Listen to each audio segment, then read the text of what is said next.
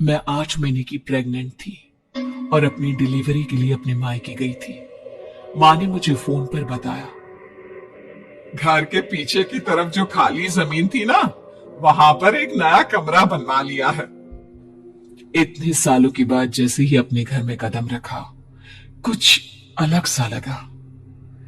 माँ, ये घर के पीछे की तरफ नया कमरा बनवाने की क्या जरूरत थी? अरे बेटा, घर के पीछे दूर दूर तक खाली जमीन है। तेरे पापा को कई दिनों से लग रहा था कि यहाँ पर एक कमरा बनवा लेंगे तो ताजा हवा मिल जाया करेगी। अब तो ये सब छोड़ और चल जल्दी से दूध पी ले। माँ, मैं थोड़ी देर में पी लूंगी, आप सो जाओ। मैंने दूध का गिलास उठाकर उस खिड़की में रख दिया। पता नहीं कब आंख लग गई। अचानक से खिड़की के पल्लों के खड़कने की तेज आवाज आई। दूध का गिलास धड़ाम से जमीन पर आ गिरा। जमीन पर गिरते ही दूध का रंग लाल हो चुका था। मैंने खिड़की से झांक कर बाहर देखा। चारों तरफ धुप अंधेरा था। उस अंधेरे की तरफ से कुछ आवाजें आ रही थी, जैसे छोटे बच्चे आपस में खिलखिलाकर मस्ती कर रहे हो।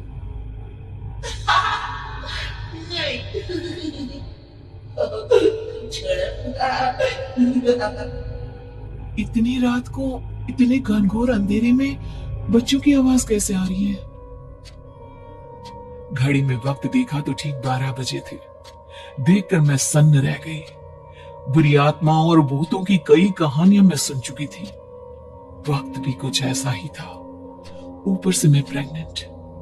सुना था कि ऐसे वक्त में अक्सर बुरी आत्माएं औरतों का पीछा करती है, तो क्या मेरे पीछे भी? पसीने से तरबतर बड़ी मुश्किल से, जिसे कांपते हाथों से मैंने उस खिड़की को बंद किया। जल्दी से जल्दी उस कमरे से बाहर निकलकर मां के पास जाने के बारे में सोचा, लेकिन जैसे ही दरवाजे की तरफ पलटी, लगा कोई साया हवा की स्पीड से दरवाजे के सामने से गुजर गया। मेरे गले में अटक कर रह गई। मैं जोर से चीख कर मां को बुलाना चाहती थी, लेकिन वो आवाज खुद मेरे कानों तक नहीं पहुंच पा रही थी। तो मां तक कैसे पहुंचती? खिड़की के पल्ले एक बार फिर तेज हवा के झोंके से धड़ाम करके टूटे और पूरी ताकत से मैं चीख पड़ी। जानती थी मेरी चीख की आवाज सुनकर कुछ ही सेकंड में मां वहां पहुंच जाएगी, लेकिन ऐसा कुछ हुआ ही नहीं। मेरा कलेजा डर के मारे फटा जा रहा था। आखिर मां ने मेरी आवाज क्यों नहीं सुनी? इतनी गहरी नींद में तो मां कभी नहीं सोती। ठीक पीछे खुली हुई वो खिड़की। मुझ में इतनी ताकत नहीं बची थी कि मैं पलटकर उस तरफ देख भी सकूं। हवा का एक सनसनाता हुआ झोंका उसी वक्त मेरे कानों से आकर टकराया। लगा जैसे किसी ने दबी हुई आवाज में धीरे से मुझसे कहा, चली जाओ यहां से। मैंने दोनों हाथ अपने कानों पर रख लिए और एक बार फिर ताकत लगाकर जोर से चीखने की कोशिश की। मां! पापा! मेरी आवाज उस कमरे की दीवारों से टकराकर वापस मुझे ही सुनाई दे रही थी। जितनी ताकत के साथ मैंने चीखने की कोशिश की थी, कुछ ही देर बाद इससे कहीं ज्यादा तेज और दर्दनाक चीख मुझे सुनाई देने लगी। ये आवाज ठीक मेरे पीछे खिड़की से आ रही थी। वो आवाज मेरे कानों में पिघलते हुए लोहे की तरह गिर रही थी। उन आवाजों में हैवानियत थी।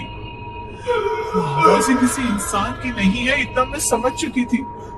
कांप रहे हाथों से मैंने अंधेरे में कुछ ढूंढने की कोशिश की।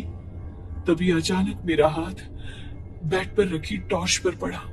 किसी तरह ताकत लगाकर टॉर्च का बटन ऑन किया, लेकिन ये क्या? सामने दरवाजे पर 3 छोटी लड़कियां खड़ी हुई थी। उनके हाथ में स्टील के चमचमाते हुए चाकू थे। मैं घबराकर लड़खड़ाई और पीछे की तरफ हटी, लेकिन तब तक वो मेरे पास आ चुकी थी। उनकी गर्दन टेढ़ी थी और उनके हाथों के वो चाकू मेरे पेट को निशाना बनाने को तैयार। मैं जोर से चीखी, नहीं, छोड़ दो मेरे बच्चे को, मत मारो, मत मारो, छोड़ दो मेरे बच्चे को। सोनाली, सोनाली, क्या हुआ बेटा? तू इतनी डरी हुई क्यों है? उठ बेटा, क्या हुआ? हड़बड़ाकर मैंने अपनी आंखें खोली।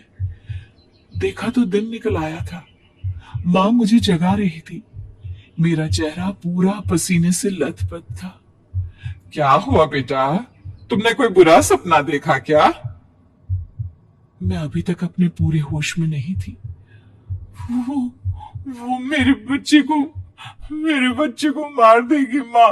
वो लड़की मेरे बच्चे को। मैंने घबराकर अपने पेट को छुआ। सब कुछ ठीक था।